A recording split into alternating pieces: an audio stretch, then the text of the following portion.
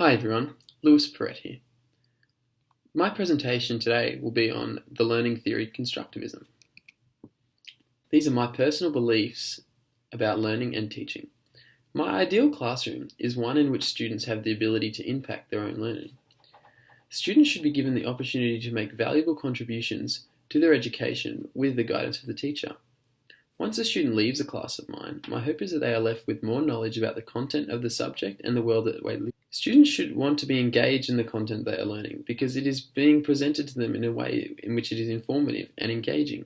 If the content or the manner of the lesson is boring, students often switch off and do not pay attention, which can lead to dropping in grades and misconceptions or alternate conceptions about the knowledge that they are learning. Students in my classroom should be able to have their own opinions and inquiries about the work that they are learning. If the student is unable to question the information that is being presented to them, then they are unable to make concrete conclusions based on their own experiences.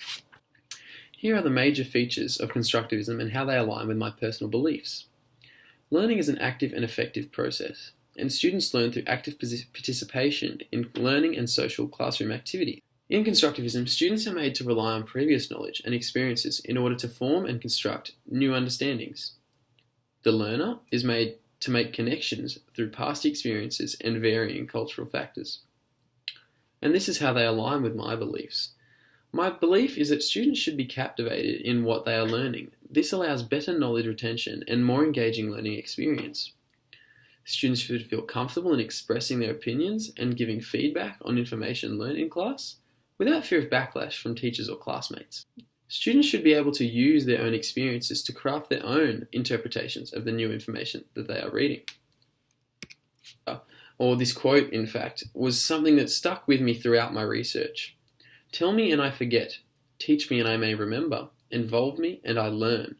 This is from Benjamin Franklin. I feel like this quote itself is a strong link between constructivism and how it can affect learning. These here are the strengths and limitations of constructivism. Some of the strengths are, by involving the learner in a more social and interactive environment, they are able to better grasp new concepts and create their own understandings of the knowledge.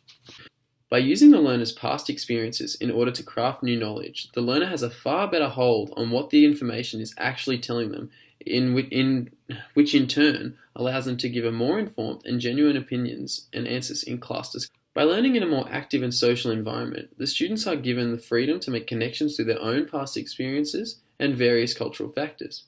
Making connections is a vital part of education because if the student is able to use their own experience to craft their own understandings, it is far more likely they'll have better retention of the content. And these are the limitations of the constructivist theory. The main limitation of constructivism is one that affects a variety of learning theories. It is that the theory is reliant on classroom participation. If learners do not actively participate in making connections in their own experiences, then students will not learn. Another limitation of constructivism is the somewhat lack of structure. In order for constructivism to work, teachers must adhere to personalized plans based on the personal needs of students and their past experiences. This can lead to some students falling behind others. Practical application of the learning theory. By using constructivism in the classroom, educators are prompted with using various techniques in order to engage learning in their students. Tasking students to create their own questions on the work is inquiry-based learning. Creating situations where the classroom is split into various groups so that the students may use their peers' experience to add to their own knowledge is collaborative learning. And if peers are able to share their own understandings with each other, this leads to the best form of skill retention, which is teaching. The other thing is to make students create reflective statements on their past experiences and allowing them to openly discuss these reflections in classrooms. My example for the practical application of constructivism is a collaborative learning experience. In history, there is a topic on ancient civilizations and how they are buried. For example, ancient Egyptians, bog bodies, etc. A constructivist application of the collaborative learning process would to be introduce a physical aspect to the learning. By introducing a sandbox type creation of an archaeological dig or an online simulation of the same sort, this allows the learner a break from the passive style of most classrooms. The educator then breaks the learner into groups based on different discoveries in the activity. The groups are then encouraged to share theories and ideas with their peers, eventually deciding upon their own theories and how civilizations of those of ancient times lived. This is an example of what the certain activity could look like. A summary of my presentation. I strongly believe that Constructivism is an apt learning theory for my desired style of teaching.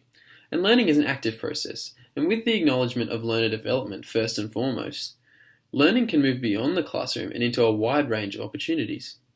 Learners are able to create new understanding from drawing on past experiences in order to make connections about the information that they are being presented with. Learning is something that should be inclusive, and it should be individually tailored or personalised to each student and their personal needs.